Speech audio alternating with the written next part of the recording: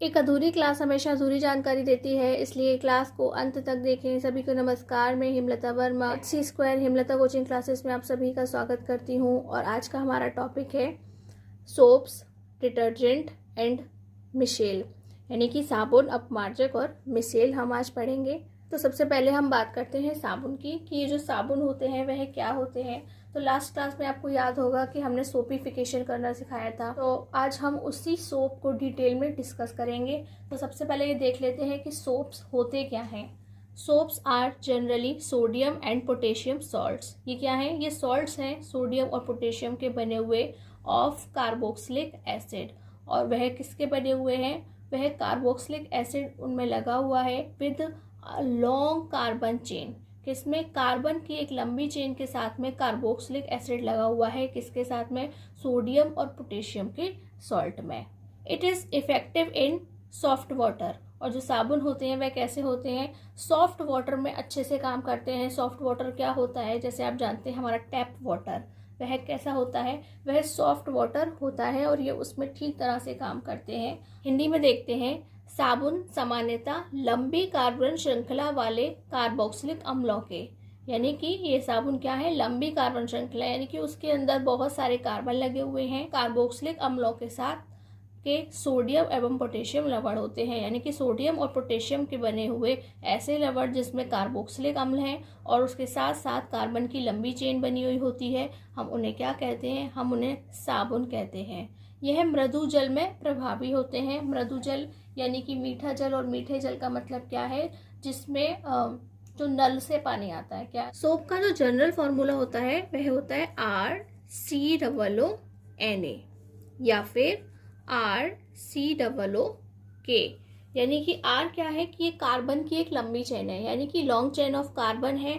और ये जो हमारा Na या K है वह क्या है? सोडियम और पोटेशियम है, और ये उनसे बने हुए एक सॉल्ट है। जहाँ पे आपको क्या दिख रहा है? कार्बोक्सिलिक एक ग्रुप दिखाई दे रहा है। तो हम ये तो इसका एक जनरल फार्मूला है, लेकिन हम आपको एक फार्मूला लिख के दिखाते हैं। ये है हमारा C17H35 COONA। तो आपने देखा कि जो हमारा R था वह क्या है? C17H35, यानी कि एक इतनी लंबी चेन जिसमें 17 कार्बन्स होते हैं और वहाँ पे पीछे सोडियम या पोटेशियम लगा हुआ होता है। तो आपको इसका नाम याद रखना चाहिए कि यह क्या है। हम कहेंगे इसका नाम है सोडियम स्टीयरेट, और हिंदी में भी इसे सोडियम स्टीयरेट ही कहते हैं।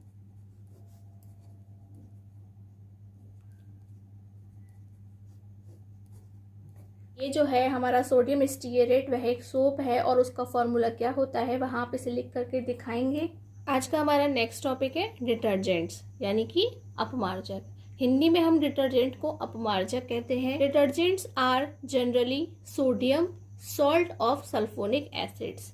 जो डिटर्जेंट होते हैं वे क्या होते हैं? सोडियम सॉल्ट होते हैं। किसके बने हुए? सल्फोनिक एसिड के बने हुए।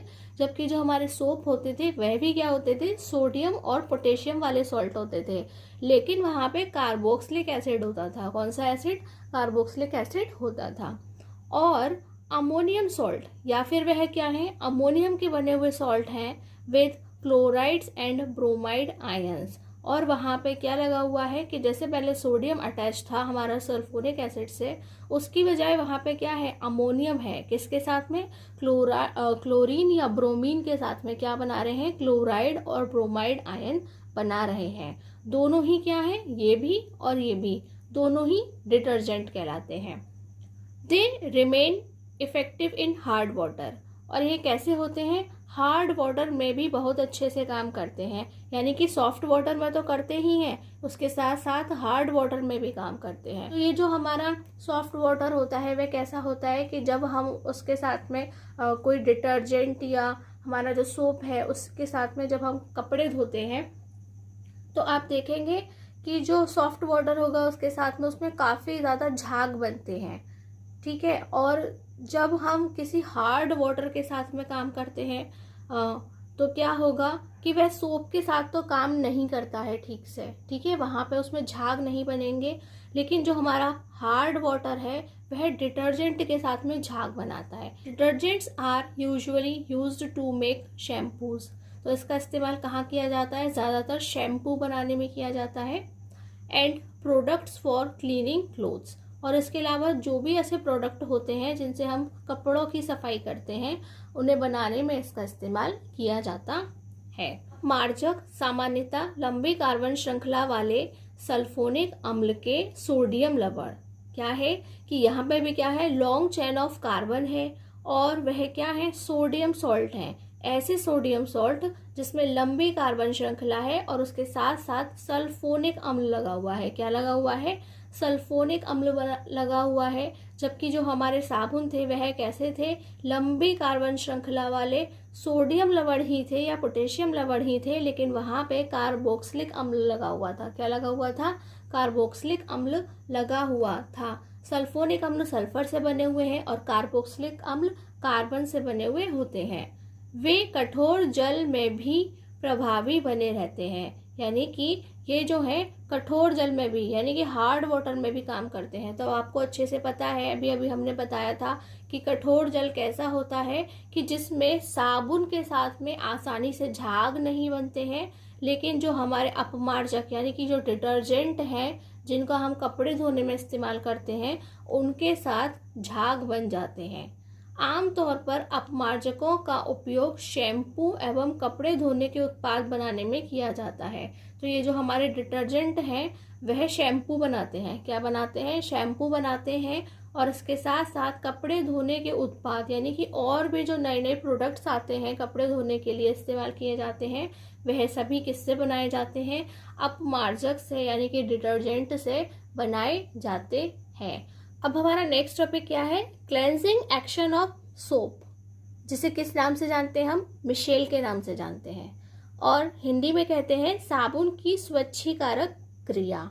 और ये जो हमारा मिशेल है, हिंदी में आपको सभी जगह मिसेल लिखा हुआ मिलेगा, तो आप चाहे इसे मिसेल भी लिख सकते हैं और इसका जो सही प्रोनाउंसिएशन है वह क्या है? वह मिशेल है। ठीक, तो दोनों का मतलब एक ही है। जब आपके पास में एग्जाम में चाहे मिसेल लिखा है या मिशेल लिखा है, आपको यही काम करना है। तो हम इसे थ्योरी से पहले डिस्कस नहीं करेंगे, हम डायरेक्ट इसकी थ्योरी नहीं पढ़ेंगे। हम देखेंगे कि किस तरह से काम करता है, ये जो इसका एक्शन है, क्रिया है, वह किस तरह से होती है। यह क्या है? सोडियम स्टीयरेट है। और इसी सोप को हम लेंगे और उसके साथ आपको बताएंगे कि किस तरह से जो मिशेल है वह बनके तैयार होता है, यानी कि जो कपड़ों की धुलाई होती है वह किस तरह से होती है। तो हमने जैसे ये सोप लिया, इस सोप का जो शॉर्ट फॉर्म है यह क्या है? RCOONA या RCOOK, क्योंकि वह क्या है? सोडियम और पोटेशियम के सॉल्ट यानी कि लवण होते हैं। और ये जो फुल फॉर्म है इस तरह से लिखी हुई है। तो सबसे पहले यदि हमें अपने वॉशिंग क्लोथ्स करने, यानी कि हमें अगर अपनी कपड़ों की धुलाई करनी होती है, तो हमें अब उसके साथ में क्या चाहिए होता है? पानी चाहिए होता है। तो जैसे ही हम इसे जो हमारा साबुन है वह पानी के कांटेक्ट में, यानी कि वाटर के कांटेक्ट में आता है, तो सबसे पहले वह आयनाइज्ड हो जाता है। आयनाइज्ड होने का मतलब क्या है? अगर मैं इसकी शॉर्ट फॉर्म लिखती हूँ COONA, तो आयनाइज्ड होने का मतलब है कि वह 2 पार्ट्स में डिवाइड हो रहा है।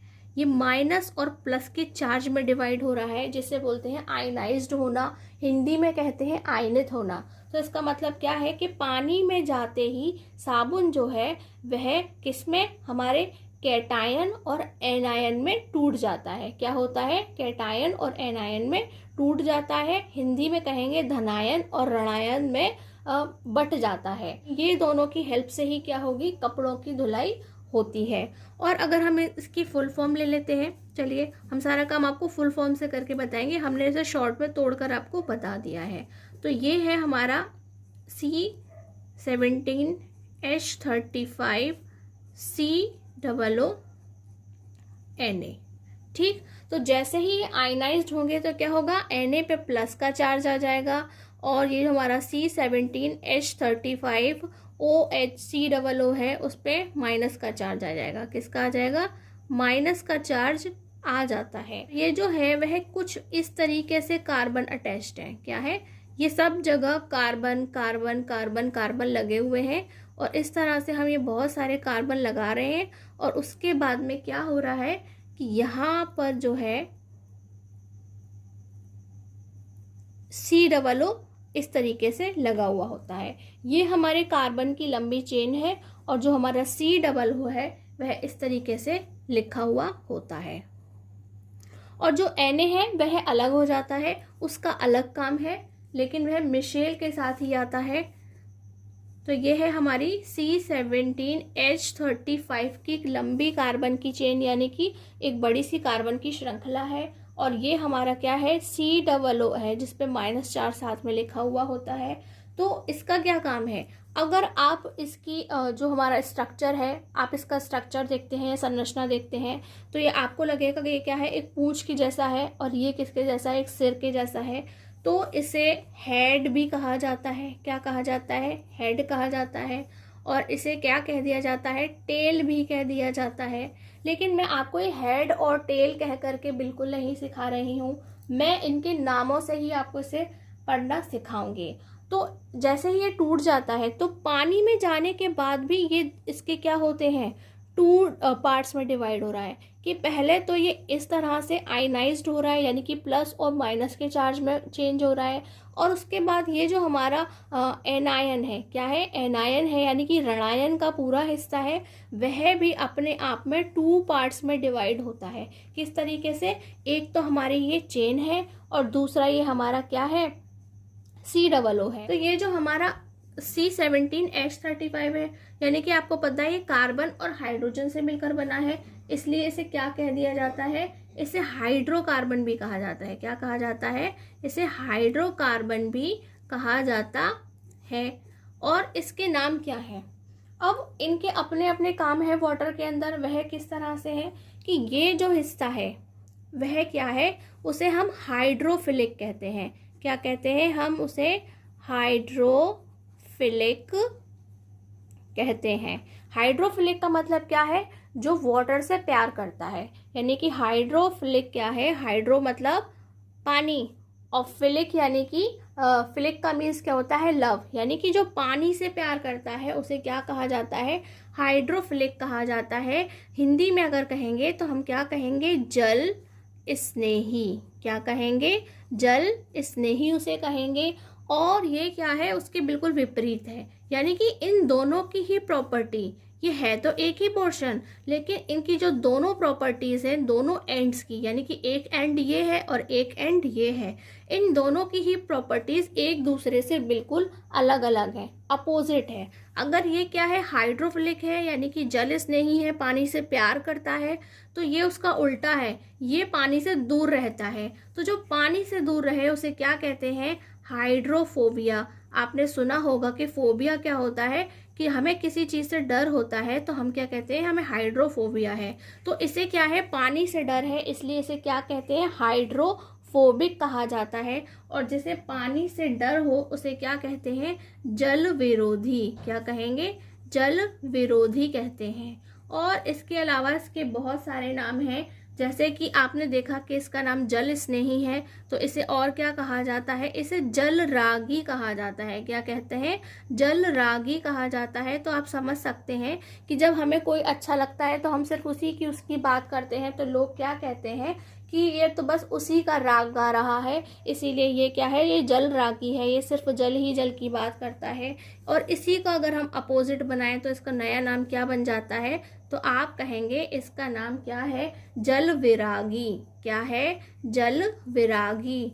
और इसके अलावा अगर ये जल विरागी है, जल विरोधी है, उससे दूर रहता है, तो कोई तो ऐसा होगा ये जिसके पास रहता होगा। तो आप इसका एक और नाम लिख लें हिंदी में, तेल स्नेही।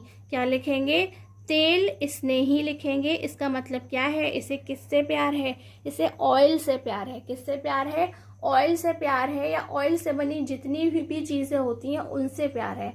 तो उनसे प्यार क्यों है, क्योंकि जो हमारे तेल से बनी हुई चीज़ें होती हैं, ऑयल से बनी हुई चीज़ें होती हैं, वह क्या होती हैं, हाइड्रोकार्बन्स होती हैं। वह भी किसकी बनी होती हैं, हाइड्रोजन और कार्बन की बनी हुई होती हैं। तो ये क्या करेगा, हम लोगों की क्या आदत होती है, हमें जैसी चीज़ पसंद होती है या जैसे लोग पसंद होते हैं हम उसी के पास रहते हैं। ठीक है, तो इसको वाटर पसंद था तो ये इसका नाम जल स्नेही हो गया, है ना। अगर आपको वाटर पसंद है तो आप वाटर के पास ही जाएंगे, और अगर आपको ऑयल पसंद है तो आप ऑयल के पास ही जाएंगे, यानी कि जो तेल है वह किसका बना है, हाइड्रोकार्बन का बना है।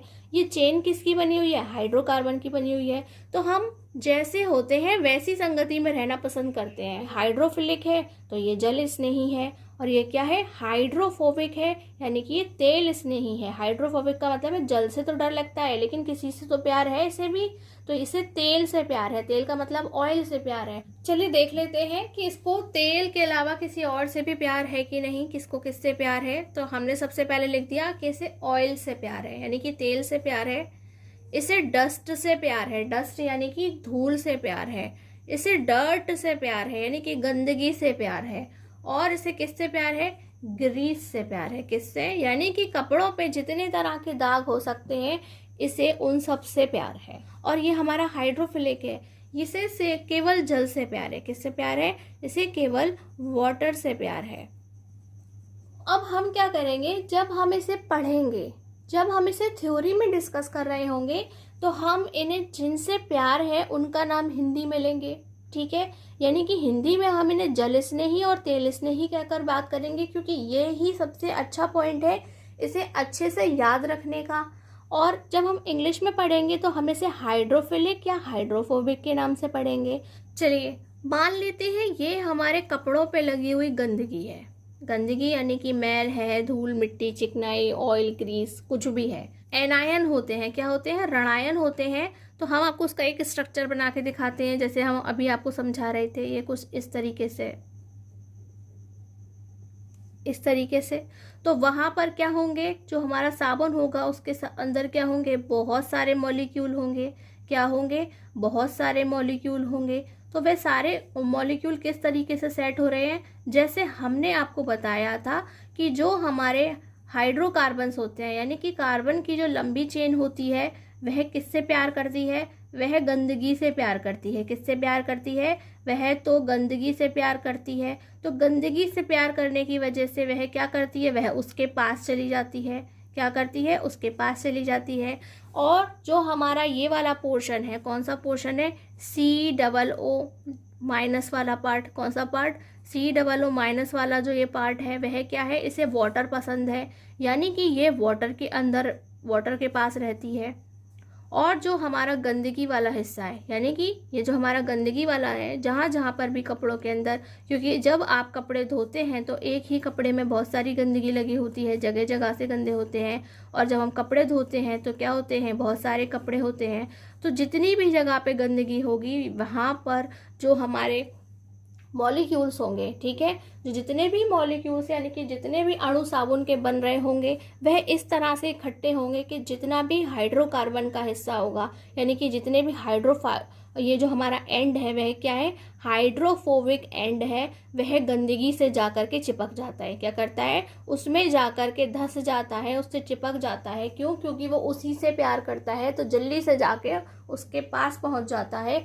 और जो क्या, और ये हमारा जो ये वाला एंड है जिसपे क्या लगा हुआ है, COO माइनस लगा हुआ है, वह क्या है, उससे तो पानी से प्यार है, तो वह क्या करेगा, पानी के पास में रहता है। ये इसके पास में तब तक रहता है जब तक कि यह इसको अपने पास में खींच करके नहीं ले जाता है। तो जैसे ही हम अपने कपड़ों को रिगड़ते हैं, क्या करते हैं, हम अपने कपड़ों को रिगड़ते हैं, तो रिगड़ने की वजह से क्या होता है, इनका अट्रैक्शन इससे होता है। तो ये सारी जो मैल गंदगी है वह रिगड़ने की वजह से इनमें जाके जुड़ जाती है। किनमें जुड़ जाती है, इनमें जाकर के जुड़ जाती है। इसका अट्रैक्शन वाटर से है, तो इसे क्या करता है, वाटर अट्रैक्ट कर रहा है, अपनी तरफ खींच रहा है। जैसे गंदगी ने अपनी तरफ खींच रखा है इसको, ऐसे ही इस वाले एंड को कौन खींच रहा है, वाटर अपनी तरफ खींच रहा है। तो जैसे ही जो हमारी गंदगी है वह इससे अट्रैक्ट होकर के इन सभी में ऐड हो जाती है, मॉलिक्यूल्स के ये वाले एंड्स पर ऐड हो जाती है।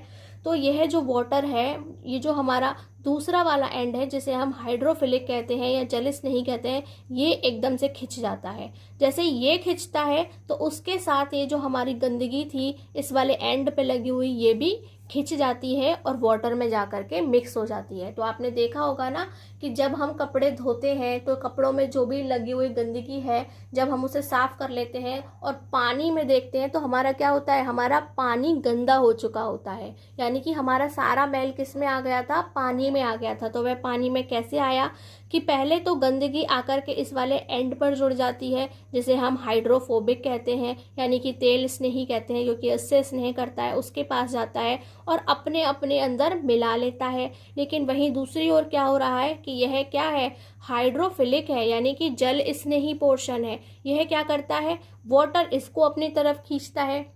और जब ये कब खींचेगा, ये वाटर के पास में तब जाके खींचता है जब ये यहाँ से पूरा अपनी गंदगी को साफ कर चुके होते हैं और फिर ये पानी में मिल जाते हैं और पानी जो है वह गंदा हो जाता है और हमारे कपड़े जो हैं वह साफ हो जाते हैं। तो आपने ये समझ लिया। और ये जो जिस सिचुएशन में इस समय लगे हुए हैं कि जो हमारा सारा हाइड्रोफिलिक पोर्शन है वह पानी की तरफ है और जो हमारा हाइड्रोफोबिक एंड है वह कहाँ है, डर्ट की तरफ है, गंदगी की तरफ है। तो इस स्ट्रक्चर को, सफाई का ये जो स्ट्रक्चर तैयार हो रहा है, सफाई करने के लिए जो सोप का मॉलिक्यूल्स का स्ट्रक्चर तैयार हो रहा है, इसे ही क्या कहा जाता है, तो आप कहेंगे इसे ही मिशेल कहा जाता है। अब आप ये सोच रहे होंगे कि जो हमारा साबुन का फॉर्मूला था, यानी कि जो हमारा सोप था, उसके फॉर्मूले में तो Na भी था, Na यहाँ पे क्यों नहीं नजर आया। Na ने क्या किया हमारी कपड़ों की धुलाई में, यानी कि वॉशिंग क्लोथ्स में, मिशेल में हमारा Na का क्या काम है। तो बच्चों मैं आपको एक बात बताती हूँ कि ये जो हमारा Na है वह क्या करता है। आपने बहुत बार नोटिस किया होगा कि अगर आप किसी बर्तन में वाटर को खुला छोड़ रहे हैं, मान लीजिए अगर आपने एक ग्लास में पानी लिया था, खुला छोड़ देते हैं, तो आपने देखा होगा एटमॉस्फेयर के अंदर क्या होती है, बहुत सारी गंदगी होती है।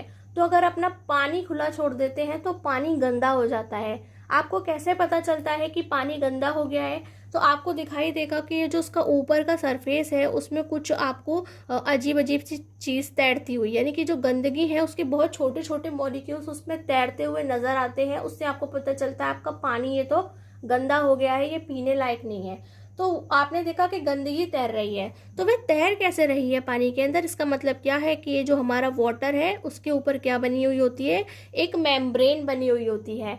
मेम्ब्रेन को हिंदी में क्या कहते हैं, उसे हम हिंदी में झिल्ली कहते हैं। क्या कहते हैं, झिल्ली कहते हैं, झिल्ली कहते हैं। और यह क्या करती है, इसका काम क्या होता है कि यह वाटर के अंदर किसी भी चीज को जाने से रोकती है। यह क्या करती है, यह रोकती है। रोकती क्यों है, तो इस पे एक टेंशन काम करता है। क्या करता है, इसके ऊपर एक टेंशन काम करता है, उसे हम सरफेस टेंशन कहते हैं और हिंदी में उसे क्या कहते हैं, पृष्ठ तनाव कहते हैं। जिसकी वजह से क्या होता है, जब कोई भी चीज अंदर जा रही होती है तो वह ऐसे अंदर जाने के लिए रोकती रहती है। ये जो हमारा सरफेस टेंशन या पृष्ठ तनाव है, तो वह इस झिल्ली के अंदर कुछ भी जाने से रोकता है, इसलिए वह हमें ऊपर ही गंदगी के रूप में दिखाई दे जाते हैं। जो भी छोटे छोटे पार्टिकल्स होते हैं तो ये अंदर जाने का क्या करती है, रोकती है। तो जो हमारा Na है, क्या है, जो हमारा Na है, आपको अपने स्ट्रक्चर में बुक में कैसे Na+ लिखा हुआ दिखाई दे रहा होगा, जगह जगह बाहर क्या दिख रहा होगा, Na+ कर रहा होगा। तो Na+ का क्या काम है, वह इस झिल्ली को तोड़ने का काम करता है। क्या करता है, वह इस झिल्ली को तोड़ने का काम करता है। और जब ये झिल्ली टूट जाती है तभी क्या होता है कि साबुन और पानी आपस में मिक्स हो पाते हैं, यानी कि जो वाटर और सोप है वह आपस में मिक्स हो पाते हैं और जो धुलाई का प्रोसेस है वह शुरू हो पाता है। यानी कि मिशेल तभी बनेगा जब पहले क्या करेगा, ये जो हमारा सोडियम है, सोडियम क्या है, ये जो हमारा Na+ है, जिसे हम क्या बोलते हैं, हम उसे सोडियम आयन बोलते हैं। और क्या कहेंगे हिंदी में, हम इसे धनायन कहते हैं, यानी कि इसे हम कैटायन कहते हैं। सबसे पहले ये है जो वाटर पे लगी हुई जो क्या है, मेम्ब्रेन है, उसको तोड़ने का काम करेगा, उसके सरफेस टेंशन को कम करेगा और उसकी वजह से ही साबुन और पानी आपस में काम कर पाएंगे, यानी कि वाटर और सोप आसानी से काम कर पाएंगे और फिर जाकर के ये मिशेल तैयार होता है और हमारे जो कपड़े हैं वह साफ हो जाते हैं। क्योंकि अब हमने आपको इसे अच्छे से डायग्राम की हेल्प से डिस्कस कर लिया है, इसलिए अब हम इसे स्पीड में कवर करेंगे। क्लेंजिंग एक्शन ऑफ सोप, यानी कि उसे क्या कहा जाता है, मिशेल। किसी भी जो सोप किस तरीके से काम करता है कपड़ों को साफ करने के लिए, उसे हम मिशेल कहते हैं। और हिंदी में कहते हैं साबुन की स्वच्छीकारक क्रिया, यानी कि मिशेल। साबुन किस तरह से कपड़ों की सफाई करता है, या फिर हम उसे मिसेल के नाम से जानते हैं। Soap molecules ionised when soap is dissolved in water, यानी कि जब भी कोई सोप वाटर में डिसॉल्व किया जाता है, डाला जाता है, तो वह क्या हो जाता है, आयनाइज्ड हो जाता है, यानी कि प्लस और माइनस का चार्ज उनके ऊपर आ जाता है। इट्स एनायन, एनायन यानी कि जिसपे माइनस का चार्ज आता है, नेगेटिवली चार्ज हो जाता है। कंसिस्ट ऑफ टू पार्ट्स, उसके क्या होते हैं, टू पार्ट्स होते हैं। In which two ends have different properties, और उन दोनों ही एंड्स की क्या होती है, अलग अलग प्रॉपर्टीज होती हैं, यानी कि अलग अलग तरह के उनके गुण या नेचर होता है। One is hydrophilic and other is hydrophobic. Hydrophilic interacts with water, उसका अट्रैक्शन वाटर को देख करके होता है, और जो हाइड्रोफोबिक होता है उसका अट्रैक्शन किसके साथ में होता है, वो hydrophobic interacts with oil and dirt, यानी कि ऑयल और डर्ट को देख करके वो अट्रैक्शन होता है। साबुन को जल में घोलने पर, देखिए साबुन का शॉर्ट वाला फॉर्मूला हमने अंदर लिख दिया है कि साबुन को जल में घोलने पर साबुन के अणु आयनित हो जाते हैं। आयनित हो जाते हैं यानी कि धनायन और ऋणायन में बट जाते हैं। इसके ऋणायन में दो भाग होते हैं, यानी कि इसका जो ऋणायन था उसके दो भाग होते हैं, जिनके दोनों सिरों के विभिन्न गुण धर्म होते हैं, यानी कि उनकी जो प्रॉपर्टीज है, पसंद नापसंद, वह बिल्कुल अलग अलग होती हैं। जल में विलय एक सिरे को जल स्नेही, यानी कि वाटर के अंदर जो एक सिरा है वह क्या है, जल स्नेही, पानी से प्यार करता है, तथा इसी का दूसरा नाम क्या है, जल रागी भी कहा जाता है। तथा दूसरे सिरे को तेल स्नेही या जल विरोधी कहते हैं। क्या कहते हैं, तेल स्नेही या जल विरोधी कहते हैं, जो धूल और गंदगी से आकर्षित होता है। किससे आकर्षित होगा, वह धूल और गंदगी से आकर्षित होगा, तेल से आकर्षित होगा, ग्रीस से आकर्षित होगा। Soap is dissolve in water, यानी कि हम वाटर में जैसे ही सोप मिक्स होता है, due to number of groups get collected in the form of colloid particles, यानी कि जो हमारा सोप है उसके जो मॉलिक्यूल्स हैं, उसका जो नेगेटिव पार्ट है, कौन सा, जो नेगेटिवली चार्ज्ड वाला पार्ट है, यानी कि जो एनायन है, वह क्या बना रहे हैं, कोलाइडल पार्टिकल्स की फॉर्म में इकट्ठे हो रहे हैं, एक दूसरे के अंदर डिसॉल्व नहीं होते हैं, वहां पर एक दूसरे में मिक्स होकर के पड़े रहते हैं, तो उन्हें क्या कहा जाता है, कोलाइडल पार्टिकल्स कहा जाता है। And such particles are called micelle, और इन्हीं पार्टिकल्स को हम क्या कह रहे हैं, मिशेल कह रहे हैं, यानी कि उन्हीं से वह क्या बना है, मिशेल बना है। साबुन को जल में घोलने पर अनेकों RCOO समूह कोलाइडी कणों के रूप में एकत्रित हो जाते हैं। तो आपने देखा ना किस तरह से वह क्या बना रहे हैं, अपना अपना एक ग्रुप्स बना लेते हैं इकट्ठे होकर के, उन्हें ही कोलाइडियल पार्टिकल्स कहा जाता है, और इन कणों को मिशेल कहा जाता है। क्या कहा जाता है, इन्हें ही हम मिशेल के नाम से जानते हैं। एक दूसरे के साथ इकट्ठा हो जाना, ग्रुपिंग कर लेना ही क्या है, मिशेल कहा जाता है। While washing clothes the hydrophobic ends are attracted to the dirt particles. तो आपने देखा जो हाइड्रोफोबिक है, कपड़े धोने के दौरान क्या होता है, जो हाइड्रोफोबिक एंड्स हैं वह किससे अट्रैक्ट होते हैं, डर्ट पार्टिकल से अट्रैक्ट होते हैं।